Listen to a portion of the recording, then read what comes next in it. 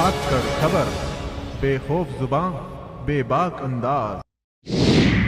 धाकड़ खबर के news room से मैं आपके साथ हूं अकरम रईस खान। सियासत की बात अनीस अहमद खान के साथ के ताज़ा एपिसोड के साथ एक बार फिर से हम दोनों लोग आपके साथ सामने हाजिर हैं और मेरे साथ हैं धाकड़ खबर न्यूज चैनल के पॉलिटिकल एडिटर जनाब अनीस अहमद खान साहब। आज जिस मुद्दे पे हम लोग बात करने जा रहे हैं उसमें मैंने दो राज्यों को चुना है। एक है वेस्ट बंगाल यानी कि पश्चिम बंगाल, जहाँ की मुख्यमंत्री हैं ममता बनर्जी, और दूसरा राज्य है केरल, जहां के मुख्यमंत्री हैं पी विजयन। दोनों राज्यों में पता नहीं जब जब भाजपा जाती है या यूं कहें कि अमित शाह जाते हैं या कोई बड़ा नेता जाता है तभी भूचाल सा आ जाता है, हमला हो जाता है, हंगामा हो जाता है। ताज़ा मामला आपने देखा होगा, टीवी पर चल रहा है, खूब हल्ला मचाया जा रहा है, कहा जा रहा है कि वहां पर लोकतंत्र की हत्या की जा रही है दोनों स्टेट में। मिदनापुर का वो मामला है, बसों में तोड़फोड़ की तस्वीरें आ रही हैं। हालांकि ममता बनर्जी साफ साफ मना कर रही हैं और वो कह रही हैं कि भाजपा ही अपने लोगों द्वारा ये सब करा रही है क्योंकि वो पूरे देश के अंदर वेस्ट बंगाल को बदनाम करना चाहती है। अच्छा, ये चरित्र देखा भी गया है हमेशा कि एक आदमी को रावण की तरह पेश किया जाए और उस स्टेट को, उस जगह को, उस जिले को इस तरीके से बना दिया जाए। भोंपू मीडिया भी उसमें साथ में शामिल हो जाता है। क्या है पूरी असल वजह और क्यों वेस्ट बंगाल और केरल को इस तरीके से भारतीय जनता पार्टी सुलगाने की कोशिश कर रही है, जलाने की कोशिश कर रही है, या यूं कहा जाए कि वहीं पे उसके ऊपर इतने हमले क्यों हो रहे हैं? इन्हीं सारे पहलुओं पर बात करेंगे, समझने की कोशिश करते हैं। शुरुआत करते हैं सर, पहले वेस्ट बंगाल को मैं समझना चाहता हूँ, फिर बाद में चलेंगे खबर के दूसरे हिस्से में केरल की तरफ। वेस्ट बंगाल की जहाँ तक बात आप कर रहे हैं तो वेस्ट बंगाल में अभी जो ताज़ा हालात में हुई है, जो बीजेपी ने बहुत ज़्यादा एग्रेसिव आक्रमणकारी हुई है, वो हुई है कि जो ममता बनर्जी ने एक विशाल महागठबंधन, हम उसे कहते हैं, गठबंधन ही, महागठबंधन ही, विशाल महागठबंधन, हिंदुस्तान की सारी पार्टियों को मिला के उन्होंने एक शो किया, शो ऑफ स्ट्रेंथ। कांग्रेस भी थी उसमें, कौन सी पार्टी ऐसी नहीं थी जो नहीं थी, जो एनडीए में नहीं, जो यूपीए की पार्टी सारी इकट्ठी कर दी थी। ये बहुत बड़ा झटका है भारतीय जनता पार्टी के लिए, खासतौर पर मोदी के लिए। और फिर दूसरी बंगाल की बात है कि ममता बनर्जी को तमाम जगह लोगों को हिला दिया, लेकिन दो स्टेट हैं, एक स्टेट अभी हम जो बाद में ले रहे हैं केरला, एक बंगाल। वेस्ट बंगाल में शुरू से लगे हुए हैं, जब से ममता बनर्जी आई, उसके पहले भी जब वहाँ कम्युनिस्ट सरकार थी तो ज्योति बसु थे, वो उस जमाने भी इन्होंने बहुत कोशिश की, लेकिन उस जमाने में चूंकि कांग्रेस साथ थी, बीच में आती थी, तो बीजेपी का इतना नहीं था जितना मोदी जी ने एग्रेसिव किया है। पैसे से, धन से आए तो उन्होंने अपने काडर को एक्टिव करना चुके। तो वेस्ट बंगाल की बात यह है कि ममता को ही हिला नहीं पा रहा। ममता का बेस जो है वेस्ट बंगाल में वो मुस्लिम है, जितना भी मुसलमान है, जैसे 27% मुस्लिम बता 27% मुस्लिम है, वो स्टोन सपोर्टर है ममता बनर्जी का। ममता बनर्जी रमज़ान में उनको फैसिलिटीज देती, यहाँ तक कहती हैं कि दुर्गा पूजा और मुहर्रम जब होता है तो उसमें करती हैं कि इस तरीके से दुर्गा पूजा जाएगी, इस तरीके से मुहर्रम जाएगी। जबकि ऐसा बंगाल में दुर्गा पूजा तो मुसलमान भी करते हैं, ऐसी बात नहीं है, लेकिन ममता बनर्जी की एक बात है कि वो मुसलमानों को बहुत साथ लेके चलती हैं। मतलब वो एक सेकुलर सोच के साथ चलती हैं, वो जातिवाद और धर्म के, वो सेकुलर सोच के साथ चलती हैं, लेकिन भारतीय जनता पार्टी उसको कम्युनल सोच करार देके और साथ में उसके यहाँ का जो कोई भी, देखिए भारतीय जनता पार्टी के लिए मैं एक बात कहूंगा, कोई भी आदमी तिलकधारी पंडित आज जो वो राम जन्मभूमि के सपोर्टर हो, अगर वो मुसलमानों की तारीफ करते हैं वो देशद्रोही हो जाएंगे, हो जाता है। उन्हें पाकिस्तान भेज दिया जाए। पाकिस्तान, बांग्लादेश, अरब कंट्रीज को नहीं भेजते हैं, पाकिस्तानी भेजते हैं, बांग्लादेश नहीं भेजते। जबकि सच्चे जो मुसलमान है वो भी हिंदुस्तान के उतने ही सच्चे नागरिक हैं जितना कोई और है। मैं छोटी सी चीज समझना चाहता हूँ। आपने एक बहुत अच्छी चीज कही है कि जब से मोदी जी आए हैं जी, आरएसएस बताते हैं 1925 में वेस्ट बंगाल और केरल के अंदर, केरल पे हम लोग जाएंगे, वहां कोशिशें कर रही, कभी कामयाब नहीं हो पाई। 2014 में भी जब मोदी लहर चल रही थी तो 42 लोकसभा सीटों में से वेस्ट बंगाल की बीजेपी महज 2 जीत पाई, जिसमें तो एक वो फिल्मी वाले, ठीक है ना, फिल्मों से आए हुए वो वाले जीत के आए, एक विधायक उनका जीता। इतनी मेहनत के बाद 1925 से 93 साल की मेहनत के बाद वो नहीं कर पाए। आपने जो कहा, जैसे पिछले 4 साल से मोदी जी आए, क्योंकि जब केंद्र में सरकार आ गई तो केंद्र की सरकार आने के बाद प्रदेश की सरकार पे ज्यादा हमले किए जा सकते थे, ज्यादा जमीन बनाई जा सकती थी, इसलिए उसके बाद से सब कुछ ज्यादा हो गया है। उतना 93 बरस इनका ये एक बात बताया, जब मोदी आए हैं ना, और ये आरएसएस है या बीजेपी, इनका कोई उसूल नहीं है। आप ये बताइए, आरएसएस बीजेपी पहले भी थे, मैं थोड़ा इसको पहले थे ना, वहां काम कर रही थी। हाँ। लेकिन मोदी जी जब सत्ता में आ गए केंद्र की, तब से ज्यादा आक्रामक नहीं होगी। केंद्र में सत्ता में आने के बाद ताकत ज्यादा बढ़ जाती है। यही चीज, क्योंकि कई चीजें इनके अंडर में आ जाती हैं। कई चीजें ऐसी अंडर में आ जाती है। अब जैसे छोटी सी बात है, बंगाल में बॉर्डरिंग एरिया है, वहां पे एक जगह बम विस्फोट हुआ, बहुत पुरानी बात है, 2014-15 की है, और एक घर गिर गया। उसके लिए इन्वेस्टिगेशन हुआ, एनआईए पहुंची, उस साथ में कौन गया देखने के लिए? डोभाल जी। अब ये बताइए, डोभाल सिक्योरिटी एडवाइजर उसको, और वहां आम तौर पे आप ये देखें कि ऐसा नहीं कोई नहीं वहां बम होते, क्योंकि लोगों से मैंने पूछा वहां पे कि आप ये बम क्यों बनाते? बोले हम लोग मछली मारते हैं। और एक चीज होती है कि लोग यहाँ भी तो नहीं होती, क्योंकि यहाँ नदियां इतनी नहीं है, बंगाल और जहाँ बड़ी बड़ी नदियां हैं, तालाब है, तो उसमें क्या करते, बम फोड़ के वो उसके अंदर डाल देते पानी, तो बम ब्लास्ट होता है तो मछलियां ऊपर आ जाती हैं। वो उनका खाना वो बेचते हैं उनको मछली, तो वो है, इसलिए बम बनाते हैं। इसके पहले नक्सलाइट जब मूवमेंट चला था शुरू में, 70 की बात है, तो ये कहा जाता है बंगाल में पान की दुकान पे जाओ तो पान जितना से ज्यादा सस्ता बम मिलता था। अच्छा, बम से इस तरीके से कहा जाता है। था। और मैं कुछ चीजों को सिस्टमैटिकली, ज्योति बसु ने आके उसको ठीक खत्म किया। मैं थोड़ा सिस्टमैटिकली समझना चाहता हूँ। मोदी जी के मंच पे जाने से पहले, जो मंच गिर गया था उस पे जाने से पहले, मैं ये समझना चाहता हूँ, जो मिदनापुर में अभी हुआ, इसमें ममता बनर्जी का बयान भी आ चुका है, बीजेपी भी आक्रामक है, और हिंदी मीडिया है जो वो ऐसे दिखा रहा है कि बस वहां ना तो हिंदू सुरक्षित नहीं है। धाकड़ खबर तो मीडिया को भोंपू मीडिया कहता है। आप ये देखिए कि कोबरा पोस्ट की आज इतनी बड़ी खबर आई, वो कहाँ जा रही, कैसे जा रही है? कोबरा पोस्ट वो खुद अच्छे एंकर हायर करके और उनकी प्रेस उनको उनसे कहलवाना पड़ रहा है। तो ये चीज है, मीडिया की तो बात ही मत कीजिए। मीडिया तो अब क्या बताएं, अब तो बाद में पता चलेगा। चलिए आगे।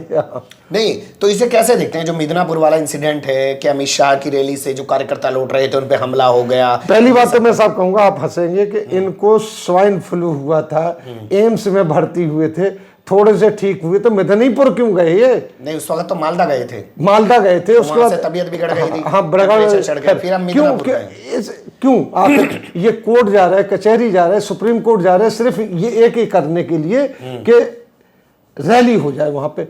इतना जोर लगा रहे हैं, क्यों लगा रहे हैं इतना जोर के एक रैली हो जाए? आप केंद्र में है, आप अगर पावरफुल है तो आपको रैली की जगह क्यों नहीं दे रही है? और जब आप रैली करते तभी बवाल क्यों होता है? तो आप मंच क्यों करता है? आप देखिए, आपने अभी थोड़ी देर बात की, मंच गिर गया उनका। मंच नहीं गिरा था, वो टेंट गिर गया था। अब आप देखिए, prime minister of India Shri Modi ji घायलों को देखने के लिए टेंट के नीचे हॉस्पिटल गए। प्राइम मिनिस्टर कितना कीमती टाइम होता है। लेकिन इन प्राइम मिनिस्टर के साथ ये है कि ये सन 2014 से अब तक इलेक्शन मोड में है। कभी ये प्राइम मिनिस्टर नहीं रहे, एक बीजेपी के स्पीकर उस इलेक्शन मोड में थे, हरदम रैलियां करना देखने गए और ऑटोग्राफ दे रहे हैं उन औरतों का। भैया इतना सख्त जो घायल हुआ है जिसको देखने के लिए जरूरत पड़े तो वो औरत ऑटोग्राफ दे रही है कि ऑटोग्राफ दे दीजिए। मोदी जी, मैंने अपने बच्चे का नाम आपके ऊपर रखा। इतनी होश में है वो।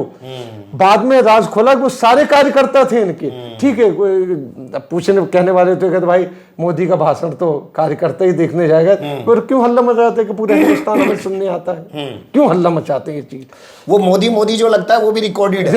वो तो आप देख लीजिए, तो सोशल मीडिया में कुछ भी हो जाए, कुछ भी हम लोग जो टीवी पे देखते हैं वो पीछे से रिकॉर्डेड बसता है। भाई देखिए, इसलिए आप पकड़ लेते हैं कि आप इसी मीडिया के आदमी हैं, तो आपको फौरन पकड़ लेते। इजाजत नहीं दी जाती है उसे लेकर, जैसे आपने इसलिए नहीं दी जाती है कि ये चाहते हैं कि हरदम क्रैश हो जाए कोई ना। आप ये देखिए कि वोट पिछले जो ग्राम पंचायत चुनाव हुए और लोकल बॉडीज के चुनाव, उसमें वोट पड़ना थी। उसमें इसमें कांग्रेस भी शामिल होती है इनके साथ कभी कभी। तो उसमें जाके इन्होंने, बीजेपी वालों ने ये किया कि कुर्सियां उठा ली, उसको तोड़ फोड़ करने की शुरू की। तो उसके बाद जो इसने काडर तैयार है, जो टीएमसी का काडर है, अच्छा बंगाल में कोई नई चीज नहीं है, दो पार्टियों की भिड़ंत कोई नई चीज नहीं है। सीपीएम और कांग्रेस में भी इसी तरीके ही रही। अब लेकिन आपस में भिड़ंतरी पर आरएसएस को कभी स्पेस नहीं दिया दोनों ने। आरएसएस, लेकिन आज आरएसएस चूंकि भाई आप क्योंकि देखिए, केंद्र में बैठे आप हैं। देखिए कि जहां 31 20 30 करोड़ रुपया एक एक आदमी भी भाजपा को फंडिंग कर रहा है, तो उनको दिहाड़ी मजदूर रखना कौन सी बड़ी बात है। वहां पे देखिए एक रैली में मोदी जी के या शाह की रैली में कितना खर्च होता है, 2 करोड़ से लेकर 3 करोड़ तक बहुत खर्च होता है। वो खर्च वाला मुद्दा है, वो एक अलग है। लेकिन तो आप नहीं, मैं आप कह रहे मुद्दा है, आप मेरी बात सुनिए कि पैसा दे के जो आता होगा वो हर काम करता होगा, वो ठीक है। हाँ? उस पर एक अलग खबर की जा सकती है कि इनकी रैली में कैसे लोग आते हैं। हाँ? मेरा अभी जो ध्येय है समझने का पूरा का पूरा जो मंशा है मेरी, मैं ये समझना चाहता हूँ कि वेस्ट बंगाल में कभी कहते हैं कि मालदा के अंदर अमित शाह का जब वो स्वाइन फ्लू थोड़ा सा ठीक होने के बाद वहां गए, हेलीकॉप्टर नहीं उतरने दिया जा रहा, उसको लेके यहाँ मीडिया में और सब जगह खूब हंगामा मचाया जाता है और बार बार ये कहा जाता है कि वेस्ट बंगाल के अंदर हिंदू सुरक्षित नहीं है। आप देखिए, मैं इसी बात का जवाब लीजिए मुझसे कि दुर्गा पूजा पूरी दुनिया में इतनी धूम से कहां मनाई जाती है, बता दीजिए।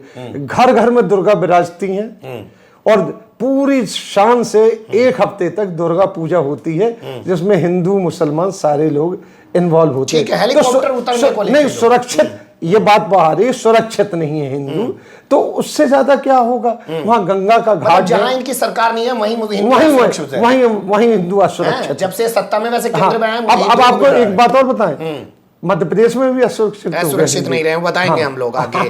ठीक है, तो कार्यकर्ताओं की हत्याएं हो रही हैं, आपस में एक दूसरे के इल्जाम लगाया जा रहा है कि टीएमसी वाले हमारे कार्यकर्ताओं की हत्या कर रहे हैं, ये भी एक मामला है। जी, जब कभी इन बातों का खुलासा होता है, आप अगर अखबार देखें तो पता चलता है वो पर्सनल राइवलरी मारा गया। अभी आपको एक किस्सा बताएं कि मध्य प्रदेश में बड़ा हंगामा हुआ, जिसमें रवीश ने प्राइम टाइम पूरा शो किया है, वो कपड़े पहनाने वाला।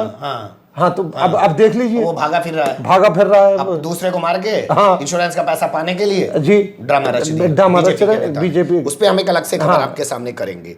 अच्छा, ये तो हुई वेस्ट बंगाल की स्थिति। तो वेस्ट बंगाल को इसलिए निशाना बनाया जा रहा है कि एक तो यहाँ मुस्लिम अक्सरियत है, और इसके जो टीएमसी की ममता बनर्जी जी की पकड़ है। ममता बनर्जी को थोड़ी देर अब मैं आपको बताऊंगा कि उसकी रहन सहन उसने बदला नहीं, वो स्टाइल है, वही स्टाइल पुराना, जनता में जाना, खड़े होना। आप एक बात बताइए कि 50-50 हजार 1-1 लाख की लोग कैसे आते। ममता बनर्जी में करेज है। कोई आदमी जब वर्ल्ड कप चल रहा था तो पाकिस्तान का मैच हिंदुस्तान में नहीं कराना, किसी भी स्टेट में भारत की, सबने मना कर दिया था। वो ममता बनर्जी थी जिसने क्रिकेट मैच कराया। इसी एक चीज को थोड़ा आगे, पंचायत चुनाव का आपने जिक्र किया था। पंचायत चुनाव की 95% सीटों पर टीएमसी जीती जी। 5-4% सीटें जो बची थी उसमें सबसे बड़ी पार्टी जो बनी वो बीजेपी बनी। यहाँ हिंदी मीडिया जो है, हिंदी बैठ का मीडिया, वो ऐसा दिखा रहा है कि भारतीय जनता पार्टी दूसरे नंबर की पार्टी बनके उभर गई है। भाई देखिए, कांग्रेस जब वो चुनाव हो रहे थे तो कांग्रेस डिमोरलाइज थी 2014 से। कांग्रेस में जो मॉरल आया है थोड़ा बहुत जो भी है वो अब आया जब ये 3 स्टेट जीती हैं। तो उस वक्त जिसका मॉरल हाई था वो थी भाजपा। तो 5% में ही जीती ना सर। तो नहीं, वो उस 5% में दूसरी बड़ी पार्टी बोल देना उसको, ये तो मीडिया सोचे समझे तरीके से मीडिया क्या नहीं बोल सकता है। आज जो चल रहा है, जो आपका धाकड़, हम लोग अपने धाकड़ मीडिया में जो चीज भी दे रहे हैं, चाहे वो गडकरी का आने का हो, हम ही ने धाकड़ मीडिया में ये बात भी कही है। अजीत डोभाल का मुद्दा सबसे पहले हमने अपने धाकड़ मीडिया में हम लोगों ने कहा है कि गडकरी आ रहे हैं तो कोई नई चीज नहीं हो रही है, ये भी आरएसएस के स्टूज हैं, ये इनको भी आरएसएस ला रही है। मोदी चूंकि फ्लॉप हो चुके हैं इसलिए उनको एक नया चेहरा चाहिए, तो वो गडकरी ला रहे हैं। ठीक है, अब केरल की तरफ चलते हैं। जी जी। केरल हमारे देश का शिक्षा के मामले में, स्वास्थ्य के मामले में बहुत अच्छा स्टेट माना जाता है। और अभी खैर वहाँ वो बाढ़ आ गई थी, त्रासदी उन्होंने झेली। जी जी जी। बताते हैं केंद्र सरकार ने उनकी उस पर भी कोई मदद नहीं की, क्योंकि वहाँ इनकी तो सरकार है नहीं। वहाँ भी नफरत फैलाते हैं, और वहाँ नफरत फैलाने का ताज़ा मामला है शबरीमाला। कैसे देखते हैं सर सुप्रीम कोर्ट का फैसला? उसके बाद भी इनके रोकने के बावजूद भी कई औरतें वहां पे जा चुकी हैं, ये बहुत हंगामा कर रहे हैं। और इनका सबरीमाला का मुद्दा लेके ये पूरे हिंदुस्तान में जाना चाहते थे कि देखिए हिंदुओं के ऊपर क्या अत्याचार हो रहे हैं, क्या अत्याचार हो रहे हैं कि ये इस तरीके से कर रहे हैं कि कम्युनिस्टों की सरकार कर रही है। कम्युनिस्टों की सरकार, उसमें कोई ज्यादा हिंदू औरतें नहीं थी, वो ही लड़ रही थी, लेकिन सरकार आ गई तो केरल ने वो सुप्रीम कोर्ट का ऑर्डर लागू किया। उसके बाद इन्होंने विड्रॉ इसलिए किया है वहां से, एजिटेशन बड़ी तेजी से, इलेक्शन हुए, पंचायत इलेक्शन, सबरीमाला से पूरा जो 5 उसके अंदर से वो थी 0 लोकल बॉडीज वहां पे 0 हुए, 0 मतलब इतना हंगामा ड्रामा पूरे करने केरल में, आगे सुनिए सर, एक बीजेपी जीती, एक सीट जीती है। अब वो अपने हाथ पर बल पे जीता होगा वो आदमी कैसे, तो इनका केरल में इतना हंगामा मचाने के बाद रिजल्ट ये है। ये हर उस जगह, अभी आप देखिएगा जितनी कांग्रेस रूल्ड स्टेट आई हैं उनमें हंगामा होने लगा। अच्छा, इनके पास ये कोई आइडियोलॉजिकल हंगामा नहीं करते हैं, ये धार्मिक अपना नहीं, इनका कोई भी हंगामा देखें कहीं भी धार्मिक होगा, वो धार्मिक होगा। चलिए धार्मिक होगा। समझना चाहता हूँ। अब यहाँ केरल की बात देख लीजिए, केरल में हिंदू से लड़ा रहे हैं। हाँ, मैं केरल में आ रहा हूँ जी। केरल में ये कहते हैं कि हमारे कार्यकर्ताओं की हत्या की जा रही है, यहाँ पे हिंदू असुरक्षित है, और ये तरह तरह के कुछ ना कुछ करके वहां पे एक हंगामा खड़ा रखते हैं। अरुण जेटली जाते हैं, जो उनकी समर्थन के आरएसएस बीजेपी के कार्यकर्ता हैं, उनके बारे में उनके परिवार वालों से मिलकर आते हैं। अगर आप देश के वित्त मंत्री हैं, आप की बात आपकी अपनी बात थोड़ा सा, अगर आप जा रहे हैं तो अगर दूसरी पार्टी के कार्यकर्ताओं की भी हत्याएं हुई हैं तो कम से कम उनके बारे में भी तो एक दब शब्द बोलना चाहिए। मैं आपकी बात को कहता हूँ, आपने कहा कि हिंदुस्तान की, भारत की सबसे ज्यादा शिक्षित राज्य वो है। मुस्लिम भी बाहुल्य नहीं, मुस्लिम बाहुल्य तो है ही, शिक्षित राज्य, मुसलमान वहां से बहुत पैसे वाले हैं, वेल टू डू हैं, क्योंकि वहां से केरल बहुत जाते हैं। और आपको एक दुबई केरल से दुबई बहुत जाते हैं, वहां डायरेक्ट इंटरनेशनल एयरपोर्ट वहां पे है। और एक बात और है, जब नबी अल्लाह हुए थे, मोहम्मद रसूल अल्लाह, तो पहली मस्जिद वहाँ के सहाबी उन लोगों को कहते हैं जिन्होंने नबी अल्लाह को साक्षात देखा है, उन लोगों ने केरल में ही बनाई थी, जो आज तक मौजूद है वहाँ पे, जो आज तक। और सबसे बड़ी बात, उस पे अभी तक इन्होंने कोई दावा नहीं किया कि यहाँ मंदिर था, इसको बना दिया, ये किया। उसी तरीके से वहाँ इनके पास जमीन नहीं है। हाँ। अगर वहाँ इनके पास जमीन होती तो ये अपने कार्यकर्ताओं से वो बवाल भी कराए होते। एक बात और कह दूं मैं यहाँ पे, इन सबसे हटके, अगर इनके पास जमीन होती तो इनको 4-5 साल मिले हैं, ये 4.5 साल निकल गए हैं, सिर्फ 2 महीने रह गए हैं, कुछ दिन रह गए हैं, उसमें अपनी जमीन क्यों नहीं बना पाए? अगर आप देखिए तो अभी इनकी जमीन सरक रही है, हर तरफ से सरक रही है। कभी मोदी आते तो फिर गडकरी आते, हो सकता है कि आगे चल के कोई एक नया चेहरा और खड़ा कर दे। अच्छा, ये सबसे बड़ी बात मैं बताना चाहूंगा इसमें, कि ये बीमारियां कैश कर रहे हैं, कि वो बीमार होके वहां चले गए हैं, तो देखिए हम तब भी बजट पेश कर रहे हैं। सिंपैथी पे चलेगा देश। ये घटिया 5 इंच का मजबूत सीना लेके आए थे, सिंपैथी पे दया भाव। अब मैं एक चीज समझना चाहता हूँ, कर्नाटक में जब चुनाव चल रहा था, आदित्यनाथ योगी हो या जितने तमाम लोग गए, उन्होंने जाके कहा कि कर्नाटक में हिंदू सुरक्षित नहीं है, गाय को काटा जा रहा है, केरल में भी हिंदू सुरक्षित नहीं है, वेस्ट बंगाल में हिंदू सुरक्षित नहीं। लेकिन जैसे ही चुनाव खत्म हो गया तो कर्नाटक में तो बोलना बंद कर दिया है। हो सकता है लोकसभा चुनाव से तेलंगाना, जैसे अनंत कुमार हेगड़े का बयान आई गया है लव जिहाद को लेके, फिर से कोई नई चीज निकालें कि हिंदू असुरक्षित नहीं है, हिंदू लड़कियां असुरक्षित नहीं है, मुसलमान छू रहे हैं, उनको पकड़ रहे हैं, ये जो कह रहे हैं। ठीक है, तो अब ये 2 स्टेट बची, केरल और वेस्ट बंगाल, यहाँ पे हिंदू सुरक्षित नहीं। तो ये चुनावी जुमला है इनका।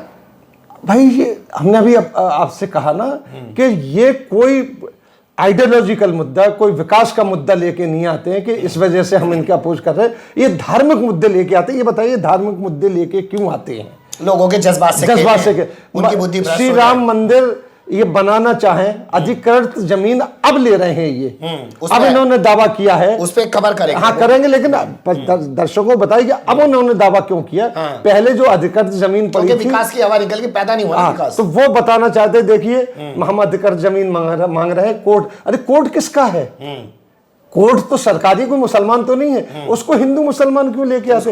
इन्होंने कुछ मुसलमान स्टूज, कहने चाहिए जोकर, इकट्ठे कर रखे हैं, वो बयानात देने लगते हैं। जैसे कि आप टेलीविजन चैनल्स पे देखिए, कुछ मुसलमान हैं जिनको इस्लाम के बारे में पता ही नहीं है, वो 3000 रुपए 5000 रुपए डिबेट में पाने के लिए वहां जाते हैं, कुछ भी बोल देते हैं। बहुत शुक्रिया, आपने बहुत अच्छे से बताया कि वेस्ट बंगाल और केरल की क्या स्थिति और भाजपा इस तरीके से क्यों उस पर हमलावर है। और हिंदी मीडिया जिसका अपना कोई ईमान नहीं दिखाई देता, उसके भोपू पत्रकार आज चाटुकार दलाल ही नहीं दंगाई भी बन चुके हैं। उनकी हालत आप लोग शाम को देख लीजिएगा।